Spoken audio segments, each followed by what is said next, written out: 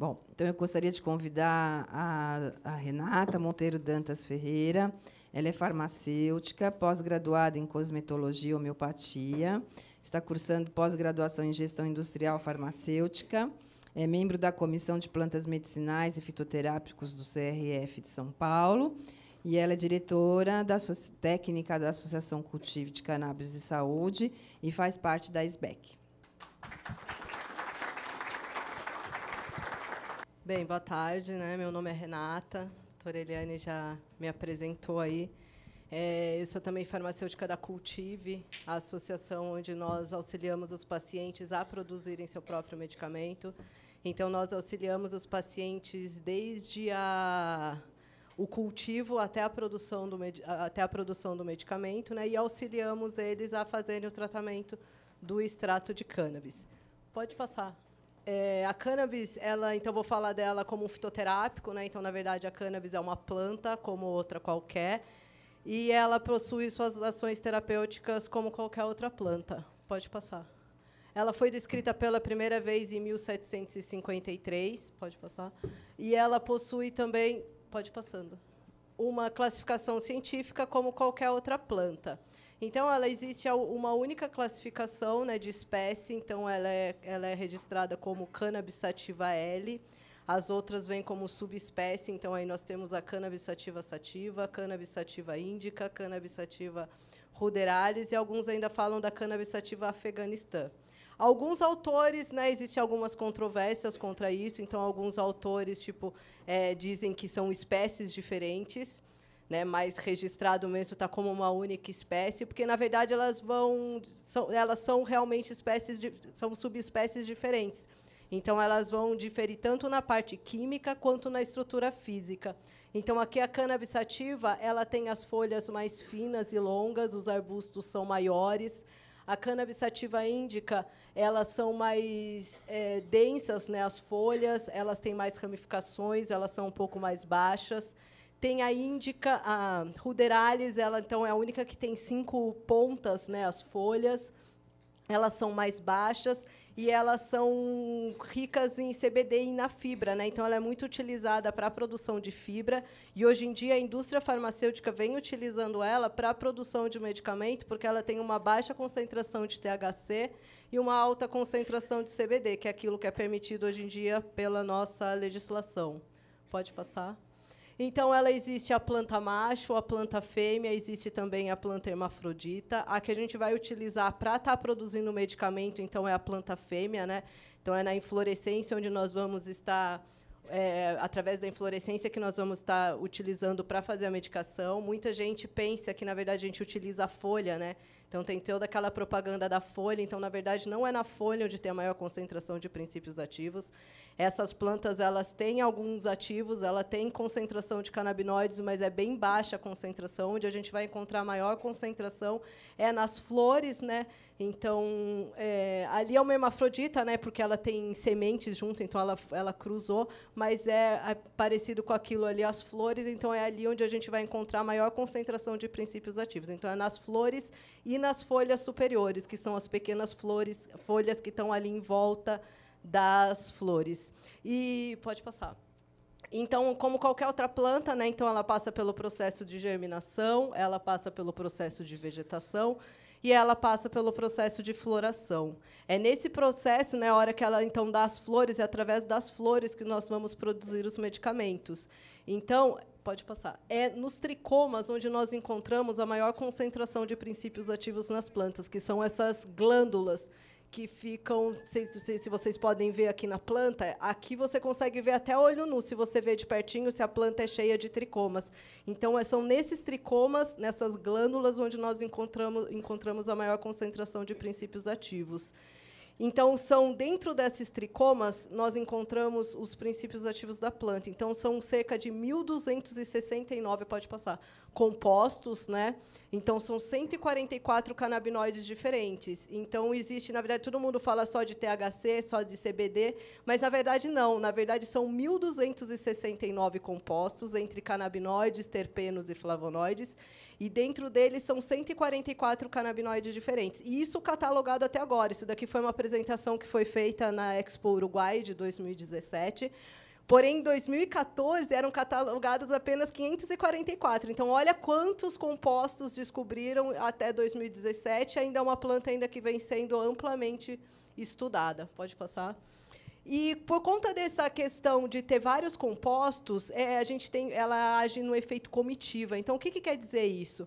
Quer dizer que todos esses compostos, esses 1.269 compostos, eles interagem entre si. Então, eles podem potencializar ou podem inibir a ação de um canabinoide diferente. Então, por exemplo, quando você precisa de um paciente com dor crônica, um paciente com câncer que necessita de altas doses de THC, se você der o CBD junto para ele, você consegue dar doses maiores sem ter o efeito colateral. O efeito colateral seria o efeito psicotrópico, porque, na verdade, como a gente está utilizando na forma terapêutica, a gente não busca o efeito psicotrópico, a gente busca o efeito terapêutico. Então, se a gente dá o CBD junto com o THC, a gente consegue dar doses maiores sem ter esse efeito psicotrópico.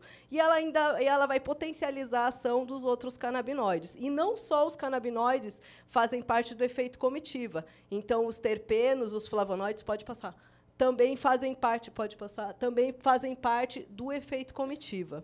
Os terpenos, eles são responsáveis pelas características organolépticas da planta, assim como os flavonoides, que é cor, sabor, odor. Então, são eles que são responsáveis por essa característica.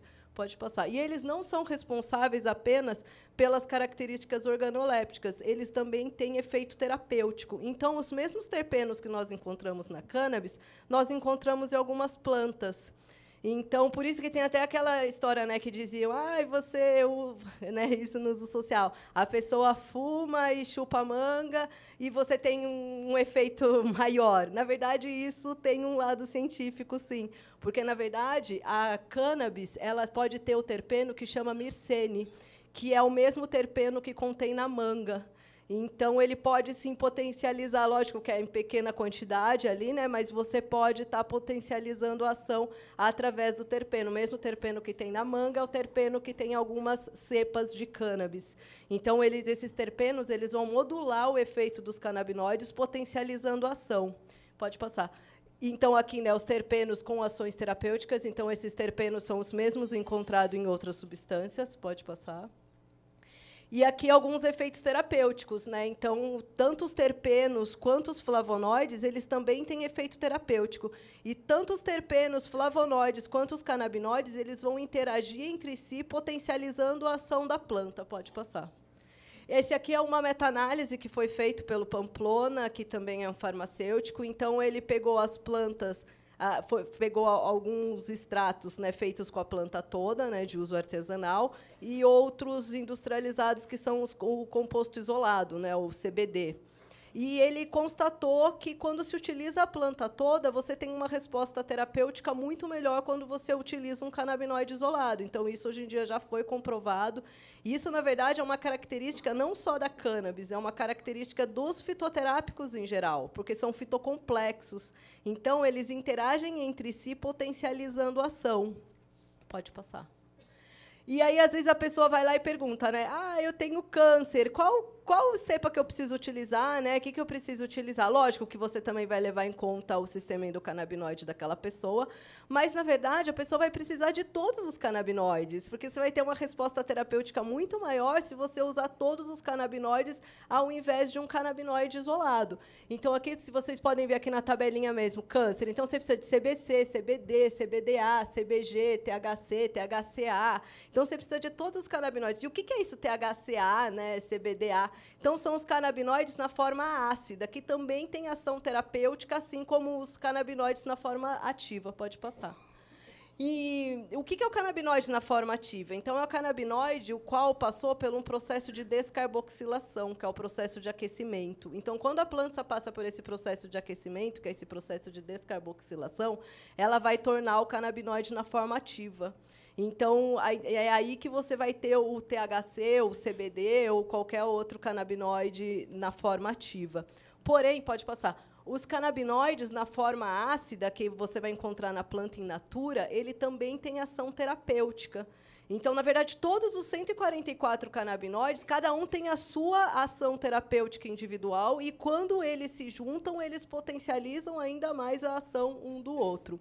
Então, é aqui na planta in natura que a gente vai encontrar esses canabinoides na forma ácida. Quando a gente passa pelo processo de descarboxilação, que é o processo de aquecimento, aí nós vamos encontrar os canabinoides na forma ativa. É aí que a gente vai ter o THC, o CBD, THCV, CBG, todos os outros canabinoides. E, quando ela passa pelo processo de envelhecimento, então, nós temos lá a planta in natura, aí a gente deixa, quem cultiva, depois que a gente colhe, a gente deixa ela num processo chamado processo de cura. Então, ela fica secando, e quem faz esse processo de cura observa que, com o passar dos dias, né, deixa um tempo ali no processo de cura, ela vai potencializando e ela vai tendo uma ação de THC mais forte. Então, aquela planta ela acaba ficando mais potente em THC. E por que isso ocorre? Por causa do efeito comitiva.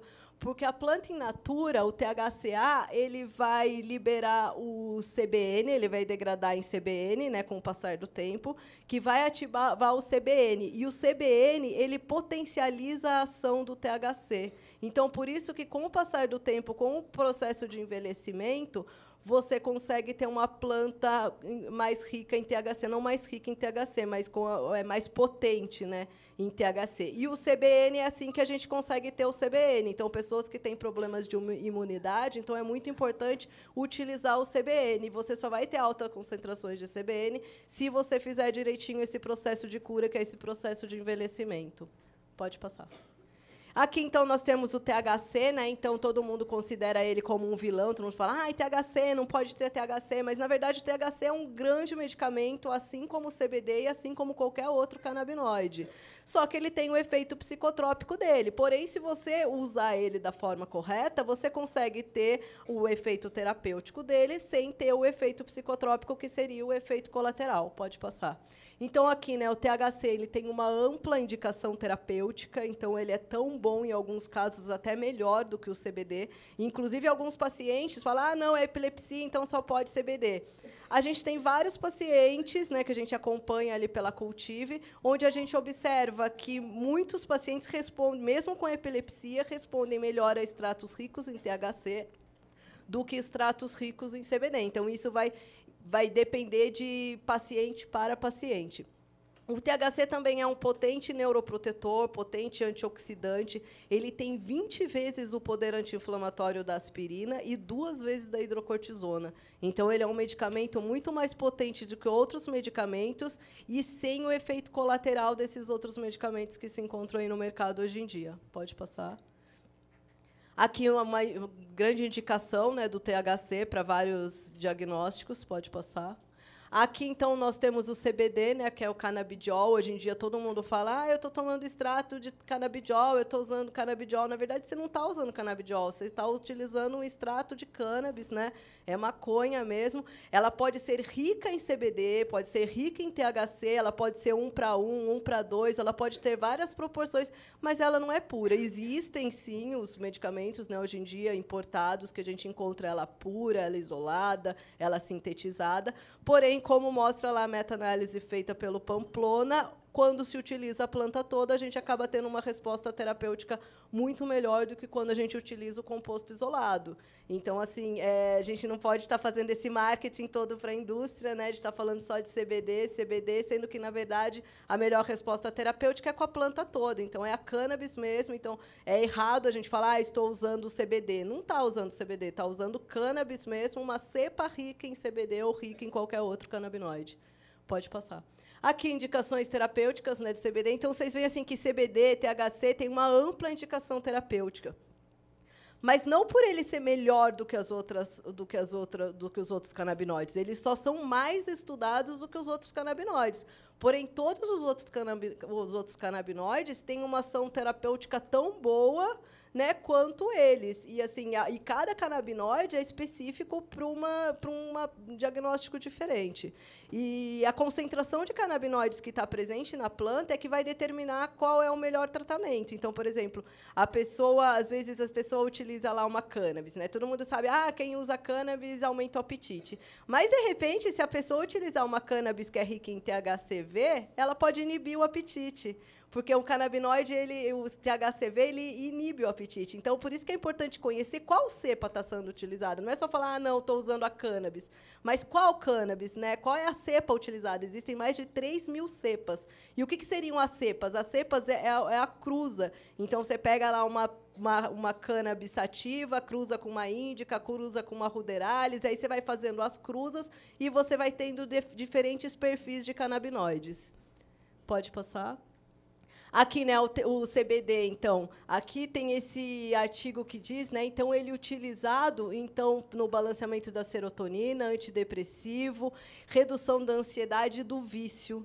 Então, o que todo mundo fala, é uma porta de entrada, na verdade, não é uma porta de entrada. Então, já tem estudos comprovando dela sendo utilizada no combate ao vício, no combate à fissura, né? Então, ela também é citotóxica ao câncer de mama. Então, na parte oncológica, ela vai combater apenas as células danificadas, vai preservar as células que estão intactas, né? Então, ela é seletiva nessa questão, diferente de uma quimioterapia que ataca todas as células. Ela também vai modular, né, o efeito do THC, então, conforme eu já disse, e ela é um potente neuroprotetor, então ela vai prevenir o Alzheimer e as doenças neurodegenerativas. Então, também, ao contrário do que sempre se falou, né, que queimava neurônio, tinha até aquela imagem do ovo frito, na verdade, isso não é bem assim. E, além dela preservar, ela ainda promove a neurogênese. Então, pode passar. Então, aqui, por exemplo, volta uma. Ai, não está. Então, ela vai. O CBG, por exemplo, ele é rico, ele é um potente canabinoide que vai promover essa neurogênese. Então, ele vai para todas as doenças neurológicas, ele vai estar auxiliando. Pode passar. E aí, por conta de todos esses canabinoides presentes, né, então são 144, eu citei só os 2 mais utilizados, até por questão do tempo, mas são 144. Então, por isso que ele é indicado para uma ampla quantidade de diagnósticos diferentes. Então, a pessoa fala, mas serve para tudo? Realmente serve para muita coisa, porque ele é antioxidante, ele é bactericida, ele é anti-inflamatório, ele é analgésico, ele é para epilepsia, ele promove a neurogênese. Então, ele tem uma ampla indicação terapêutica devido à grande quantidade de princípios ativos contidos na planta. Pode passar. E os métodos de extração, né? Então, tá lá, então temos a planta, e aí nós precisamos extrair então o princípio ativo dessa planta. Então, existem alguns métodos de extração, né?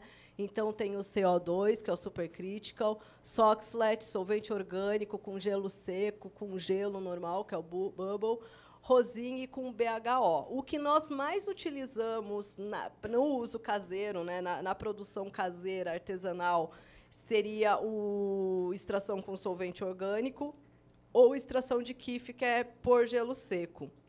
Pode passar. Aqui, então, é a extração com CO2. Né? A extração com CO2 ela é extremamente caro, então você só consegue fazer mais a nível industrial, porém, é o que você consegue ter um melhor rendimento, né, e um grau de pureza bem legal, porque ele também não vai em nenhum tipo de solvente, ele é extraído por resfriamento. Pode passar. Aqui é o Soxhlet também, né, amplamente utilizado, porém, também a gente só consegue estar fazendo em laboratório, porque a gente precisa de alguns equipamentos específicos para estar fazendo a extração. Pode passar. Aqui, extração com BHO. Extração com BHO, assim, para uso terapêutico, não recomendo, porque o BHO ele é extremamente tóxico, e se a pessoa não souber fazer muito bem feito e fazer uma purificação bem legal para extrair totalmente o BHO, você vai estar mais prejudicando a sua saúde utilizando isso do que usando como um tratamento. E, assim, pelo que eu tenho visto aí, muitos que fazem extração com BHO, e, assim, tipo, raridades aqueles que você não vê resíduo de BHO na extração. Então, acaba sendo muito perigoso. Pode passar. Aqui é a extração com gelo, né, normal. A extração com gelo, que é o bubble, ela também não é muito indicada para uso terapêutico, porque ela vai água. E, se você não fizer um processo de secagem depois da extração muito bem feito, também pode ter contaminação ali da sua matéria-prima. Então, você, ainda mais que vai armazenar, né, o medicamento, então você pode criar ali fungos, bactérias, e você vai estar utilizando um medicamento contaminado. A gente sempre tem que tomar esse cuidado, né? Como a gente está fazendo um uso terapêutico, terapêutico, a gente tem que ter esse cuidado de estar fazendo como um medicamento mesmo, né? Então, ter atenção com esses pequenos detalhes. Aí, às vezes, a pessoa vai lá, extrai, tipo, fica resíduo, cria amor, a pessoa fala, não pega nada. Mas, para algumas doenças, por exemplo, quem tem problema de imunidade, se usar alguma coisa que está ali com uma contaminação, aquilo vai ser bem prejudicial à saúde dessa pessoa. Pode passar. Aqui, extração com rosin, né? A extração com rosin também ela acaba sendo bem segura, porque ela também não vai nenhum tipo de solvente. Você consegue controlar a temperatura, lógico que numa máquina boa, né? Hoje em dia o pessoal faz aí até com chapinha de cabelo, mas você não consegue tipo controlar a temperatura. O ideal é você ter uma máquina que você controle a temperatura. O único problema da extração com rosin é que você não consegue pesar, se você não tiver uma balança analítica ali para você pesar exatamente quanto foi feita a extração do rosin, você não consegue fazer uma padronização de diluição para você manter sempre o mesmo padrão do óleo que você vai estar utilizando. Pode passar? E não importa qual método de extração você vai estar utilizando, o que importa é o procedimento operacional padrão. Isso é uma coisa que a gente utiliza, assim, tudo a gente utiliza um POP dentro de uma farmácia, então a gente tem que ter um padrão de qualidade para estar produzindo esse medicamento. Então, assim, o que importa, assim, você vai definir qual é o método de extração que você vai utilizar. E, dentro disso, vai fazer uma padronização, e essa padronização sempre tem que ser a mesma, porque cada lote de medicamento que você for fazer, ele tem que ser igual. Você não pode ter um frasco no mês seguinte você tem um frasco diferente, que é esse o problema que a gente vem encontrando com essa falta de regulamentação. Então, hoje em dia, cada um que aprende a fazer um pouquinho já começa a fazer, já começa a vender, não tem uma qualidade, não tem uma padronização, e isso acaba atrapalhando o tratamento do paciente. Então, como a doutora Raquel, né, do Uruguai, diz, são os traficantes de esperança. Então, eles vão lá, dão um medicamento para o paciente, ele encontra a resposta terapêutica, chega o outro frasco, ele já não tem o mesmo medicamento. Ou, às vezes, ele começa também, a pessoa vai lá, já indica uma dose, a pessoa inicia com uma dose errada, não encontra a resposta terapêutica e já fala, no meu caso, não funciona. E sendo que em todos os casos funcionam. A grande questão é você ajustar a cepa, você ajustar a dose e você ter um produto de qualidade. Então, tem que tomar muito cuidado com isso. Por isso, é um dos motivos pelos quais a gente, através da Cultive, nós auxiliamos, ensinamos os pacientes a produzirem seu próprio medicamento para eles terem essa segurança na qualidade do produto. Então, o primeiro passo, né, para você sempre manter a mesma concentração, né, de canabinoides, de terpenos, de todos os princípios ativos. Então, é a genética, né? E dentro da genética, então, é o genótipo e o fenótipo. Então, não basta você ter a mesma genética, que é o que acontece quando a gente cultiva através de semente. Então, através de semente, você tem a mesma genética, mas você não tem o mesmo fenótipo, que é o perfil de canabinoides que você tem. Então, por isso que, quando a gente vai fazer medicamento, o que a gente aconselha é estar fazendo através do clone.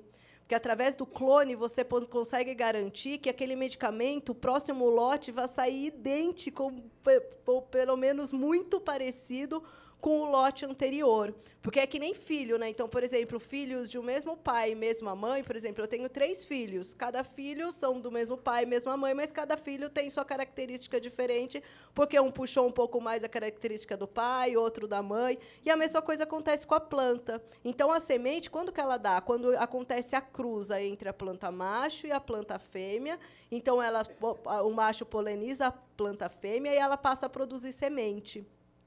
E é essa semente que vai ser utilizada. Em cada semente vai ter um fenótipo ali diferente. Então, por isso que é aconselhado sempre a gente estar utilizando um clone para a gente ter essa segurança na produção do medicamento.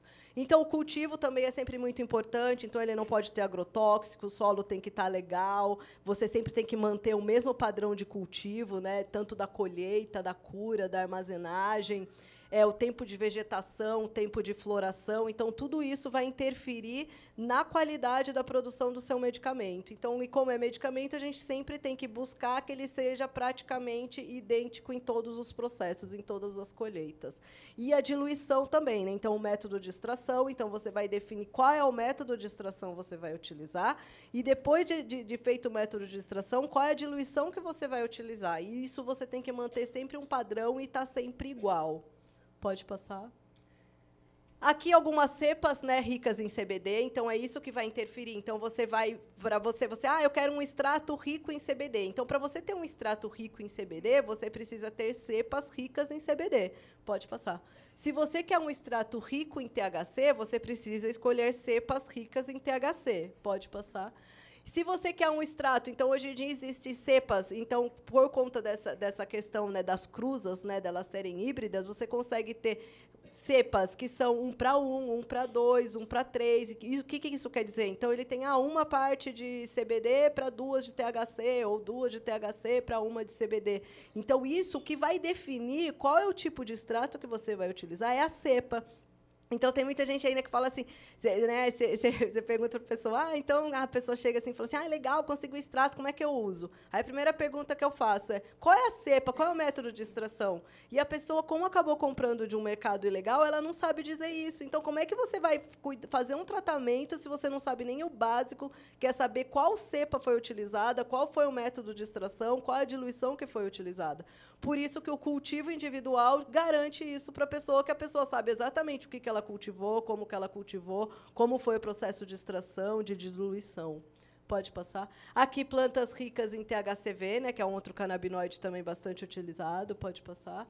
E existem, na verdade, todos os outros canabinoides, né? Então, aí você, de acordo com o diagnóstico que você tem, você vai verificar qual a cepa rica naquele canabinoide mais indicado, sendo que, na verdade, o que utiliza são todos os canabinoides juntos, né? Você só vai utilizar um que é mais rico ou não de um canabinoide diferente. Então, para o processo de extração, qual é o primeiro passo? Então, o primeiro passo é fazer a manicure, né? Então, que é o quê? Tirar as folhas grandes. Então, você vai manter apenas as flores. Então, na verdade, é aquilo ali que a gente utiliza para fazer o medicamento. Então, as folhas grandes, na verdade, a gente vai utilizar só para uma parte de suplementação alimentar, né? Ela também tem uma indicação terapêutica, mas não é rica em canabinoides, assim como as flores. Então, a gente vai tirar as folhas maiores, a gente vai tirar o máximo de folhas que tiverem ali. Tem gente que faz com tudo, tem gente que coloca tudo ali junto, dá para fazer, né, lógico, mas a grande questão disso é que você vai estar colocando matéria orgânica, então ali tem clorofila. Aí tem gente que fala, legal, mas clorofila também faz bem para a saúde. Faz, mas ela degrada canabinoides. Então, com o passar do tempo, você vai ter um produto não com tanta qualidade como se você não tivesse colocado uma grande quantidade de folhas com a matéria orgânica. Pode passar. Então, é aqui, né? Então, aqui nós temos as flores, você vê que tem diferentes tonalidades. Então, isso tudo vai interferir de acordo com a cepa que foi utilizada. Pode passar. E aqui é, né, a temperatura. Então, sempre antes de fazer um processo de extração, o ideal é fazer o processo de descarboxilação. Mesmo que você vá fazer com solvente orgânico, que ele vá para o fogo. Por quê? Porque ali, quando está no fogo, você não consegue manter uma temperatura. Então, ali, geralmente, a gente recomenda fazer a extração com solvente orgânico numa panela de arroz. A panela de arroz, ela chega ali até 100 e pouquinhos graus. Então, ele não consegue atingir o grau de descarboxilação. E sem contar que você vai estar com o ventilador ligado em cima, vai ter uma janela ali em cima, né, para não correr risco de explosão. Então, você não consegue atingir esse grau de descarboxilação, nessa temperatura. Então, o ideal é você fazer primeiro um processo de descarboxilação, não importa qual é o método de extração que você vai fazer, e depois você fazer o método de extração. Pode passar. E você tem que tomar cuidado com essa temperatura, porque se você aumenta muito a temperatura, você também pode degradar os canabinoides. Então, você tem que saber qual é o canabinoide que você quer em abundância para você saber qual a temperatura que você vai utilizar.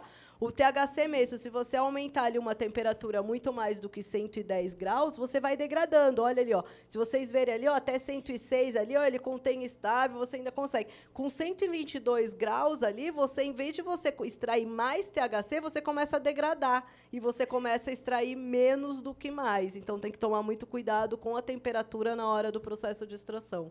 Pode passar. Aqui somos nós fazendo, né, o processo de extração, que nós mais utilizamos. Nós fazemos os dois métodos de extração, né, pela Cultive, mas o que nós mais utilizamos é a extração com KIF, principalmente para os pacientes de problemas neurológicos, que a gente não corre o risco de ficar nenhum tipo de substância orgânica ali, né, do veículo, e está prejudicando o tratamento do paciente. Então, aqui a primeira foto, somos nós na UFRJ, com a professora Virgínia, também farmacêutica. Então, foi a primeira extração legalizada do Brasil. Então, a gente foi até a UFRJ, a gente foi padronizar os métodos de extração, né, para a gente poder deixar bem padronizadinho, a professora Virgínia, ela que é responsável pela análise dos extratos, então ela tem um projeto lá dentro da UFRJ, onde nós enviamos os extratos para ela, e ela faz a análise do perfil de canabinoides.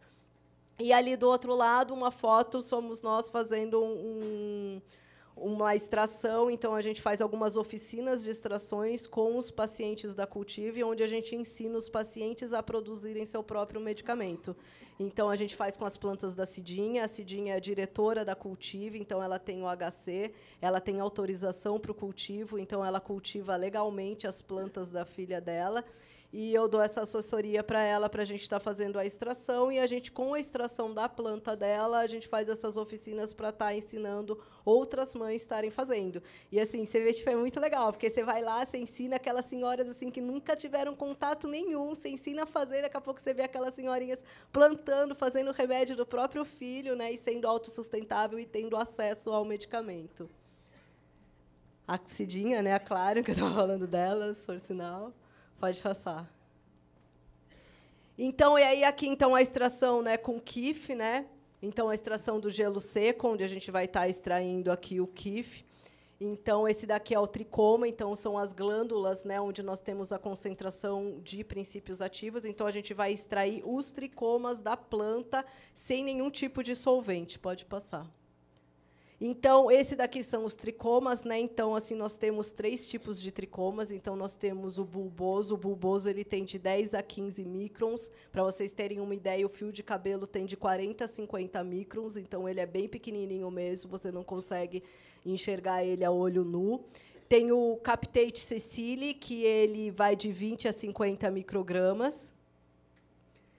E tem o Captate stalked, que ele vai até 100 microgramas. E isso vai interferir qual é o tipo de malha que a gente vai utilizar para fazer o processo de extração. Pode passar? Então, essa daqui são as bags que nós utilizamos para fazer a extração. Então, tem várias malhas, né? Então, vai de 220 a 25 microns. Então, de acordo com o tipo de tricoma que você quer extrair, é o tipo de malha que você vai utilizar. Pode passar. Aí nós vamos colocar na bag, então, as flores, o gelo seco, e vai fazer um processo de agitação. Pode passar. E, através desse resfriamento, né, das partículas e da parte mecânica da agitação, é que a gente vai extrair o KIF. Então, isso daí que são os tricomas. Então, é isso que a gente vai extrair da planta, né? Então, é esse pozinho. Pode passar. Eu vou só falar meio rápido, tá, gente? Porque meu tempo está meio encerrado. E aí a gente vai medir aqui o quanto vai dar, né, o rendimento de KIF, para a gente saber o quanto a gente vai colocar de veículo inerte para estar desprendendo isso daí. Esse veículo inerte ele tem que ser oleoso, porque os tricomas eles são lipossolúveis, então eles vão solubilizar apenas num veículo oleoso.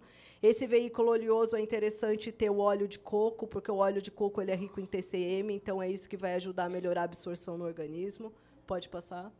E aí vai para uma panela, onde ela fica sobre agitação e aquecimento durante 4 horas, para a gente poder desprender esses canabinoides. Pode passar? Aqui a extração com solvente orgânico, né? Então, a extração com solvente orgânico, então, nós utilizamos o álcool. Então, ele pode ser tanto o álcool etílico, álcool isopropílico, álcool de cereais. O álcool de cereais acaba sendo mais seguro. Pode passar. Então, aqui nós fizemos um teste, né? Então, a Cidinha ela teve uma colheita legal, então a gente pegou do mesmo lote e fizemos alguns testes com diferentes tipos de álcool para a gente ver a diferença. Na concentração de canabinoides, ele saiu aproximadamente igual, porém, na extração com álcool isopropílico, a gente teve um rendimento maior, álcool etílico um pouco mais e o álcool de cereais um pouquinho menos. Porém, o álcool de cereais acaba sendo mais seguro, porque ele pode ser utilizado tranquilamente para uso interno. Então, se a pessoa não fizer um processo de purificação bem feito, isso não vai trazer risco nenhum à saúde da pessoa. Então, é o que nós indicamos, né, para estar fazendo, seria com o álcool de cereais. O álcool isopropílico mesmo ele é totalmente tóxico para o organismo. Pode passar.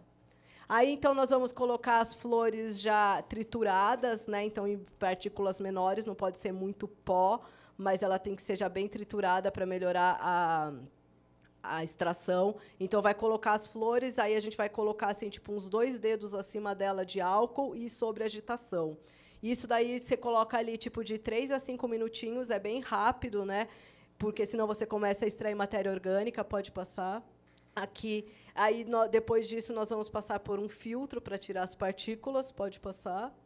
Vai agitando ele, tem que tomar cuidado com essa agitação para que não caia partículas para dentro do extrato. Pode passar. Aqui, só para vocês verem a diferença. Então, se você deixa ele muito tempo no álcool, olha só, ele vai ficando esverdeado. Isso aqui é pura clorofila. Um extrato rico em canabinoide, ele fica da cor de um óleo mesmo, de um diesel. Então, se você vê que está ficando esverdeado, é porque você, na verdade, já passou o ponto e está extraindo coisas que não vão ser úteis para o tratamento. Pode passar. Aí vai para a panela, né? Então ela pode passar, vai para o aquecimento, ele vai começar a formar bolhas, pode passar. Enquanto tiver bolhas, pode passar. É porque ainda existe o solvente. Então, na hora que acabar todas as bolhas, você sabe que você está livre. Então, aqui você tem um extrato mole. Esse extrato mole, na verdade, é uma matéria-prima. Muita gente utiliza ele puro. Isso acaba sendo bem ruim, porque a pessoa não consegue dosar. Então, às vezes, pega um pouco mais, um pouco menos. Então, a pessoa fala, um grão de arroz. O grão de arroz ele pode ter de 15 a 30 miligramas, tipo, o mesmo grão de arroz. Então, assim, pode ser o dobro da dose. Então, por isso que é importante fazer o processo de diluição para você poder acertar a dose desse paciente. Pode passar. E a dose terapêutica, né? Então, tem essa frase aqui que eu gosto, que diz: conheça todas as teorias, domine todas as técnicas, mas, ao tocar uma alma humana, seja apenas outra alma humana. Então, na verdade, é um tratamento totalmente individualizado. Então, você precisa ver o paciente por um todo e você precisa achar qual é a dose ideal para aquele paciente, independente de sexo, idade, de diagnóstico. Às vezes, tem paciente com o mesmo sexo, mesma idade, mesmo diagnóstico, que respondem melhor a cepas diferentes. Isso acontece por quê? Pode passar. Porque a gente tem nosso sistema endocannabinoide, então nós temos receptores pelo nosso organismo inteiro, e é essa deficiência no sistema endocannabinoide que acarreta vários tipos de doença. Então, nós temos que equilibrar esse sistema endocannabinoide. Então, nós temos receptores pelo corpo inteiro, né, sendo a maioria deles no intestino e no cérebro. Então, quando você vai tratar um paciente também, não é só você dar a cannabis, você precisa olhar ele por um todo. Você precisa olhar se o intestino dele está em bom funcionamento, porque, se não tiver o intestino funcionando, você não vai ter absorção de medicamento nenhum. Então, assim, você precisa tratar o paciente como um todo, né? Então, isso também vai interferir em saber qual é a dose do paciente, né? Qual é a cepa que vai ser utilizada, pode passar.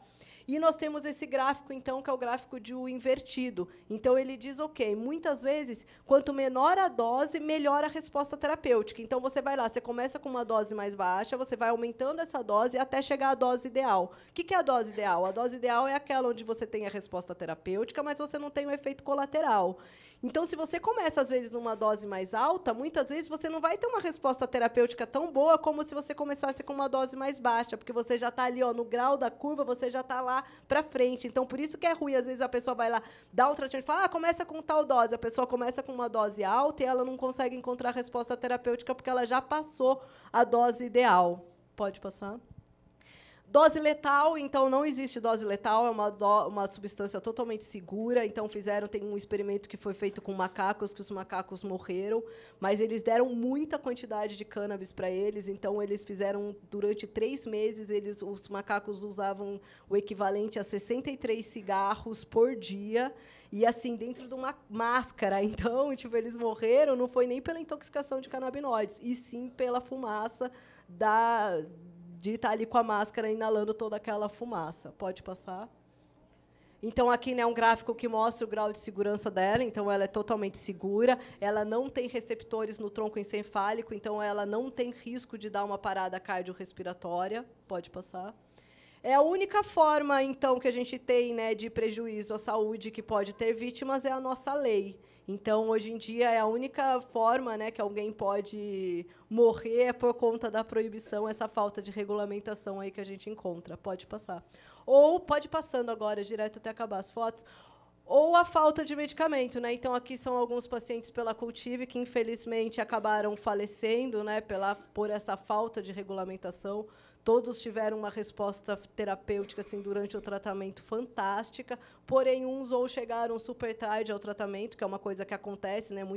Os pacientes passam por todos os tipos de tratamento para depois chegar na cannabis, e, quando eles chegam, muitas vezes já estão num grau muito avançado da doença. Pode passar. E então, por que não ser de primeira escolha, né, um medicamento fitoterápico com pouquíssimos efeitos colaterais, uma planta que tipo, como qualquer outra, mas não, a pessoa tem que passar por todos os tratamentos, ter todos os efeitos colaterais para depois chegar aí nessa planta. Pode passar.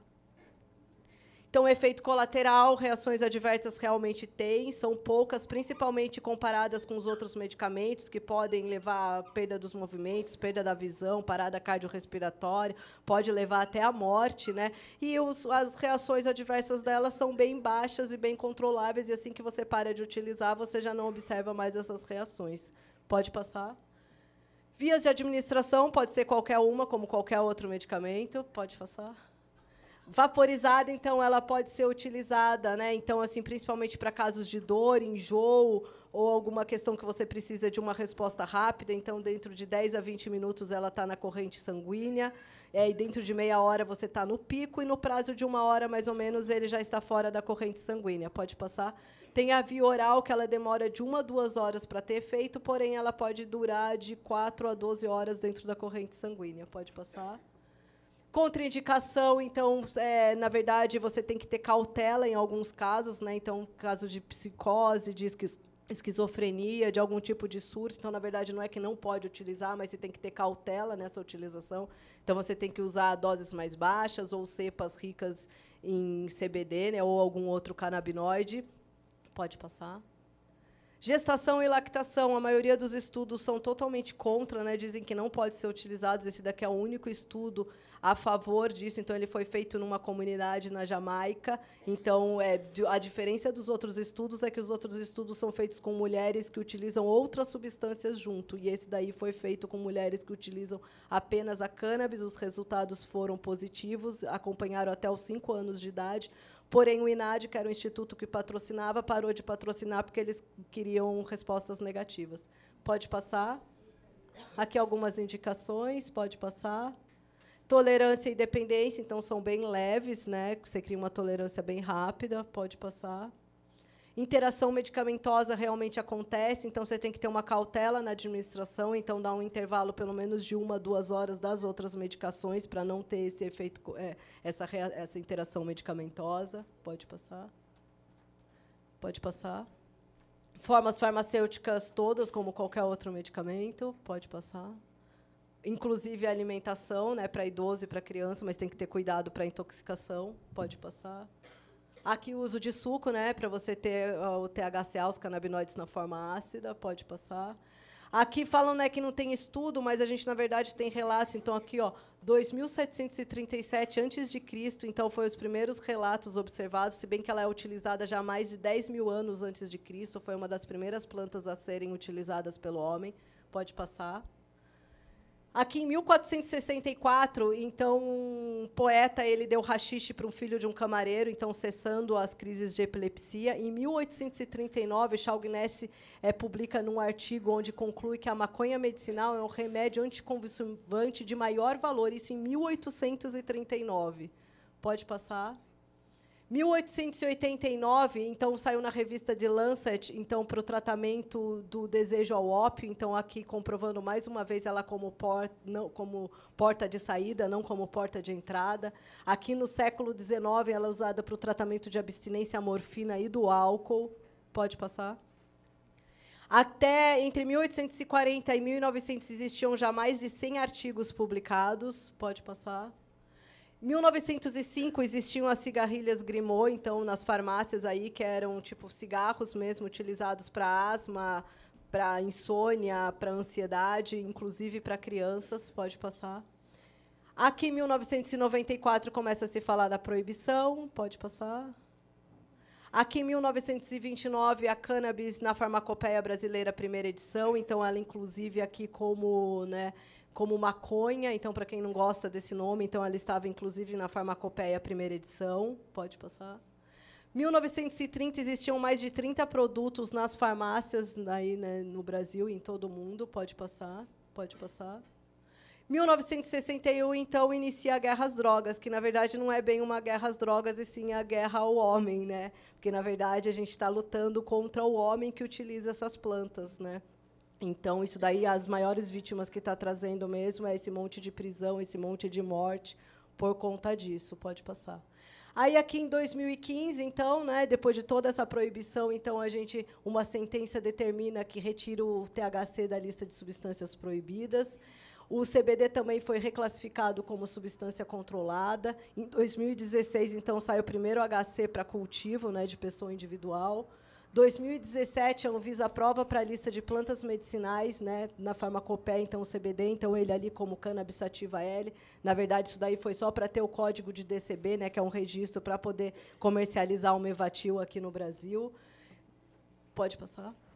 Aqui é o Petecão, né, que negou tipo, o processo que a gente tinha, né, que tinha sido feito. Aí a gente foi conversar aqui com a Marta colocou em votação e o projeto foi para votação. A Cidinha deve falar um pouquinho mais sobre isso na apresentação dela. Pode passar.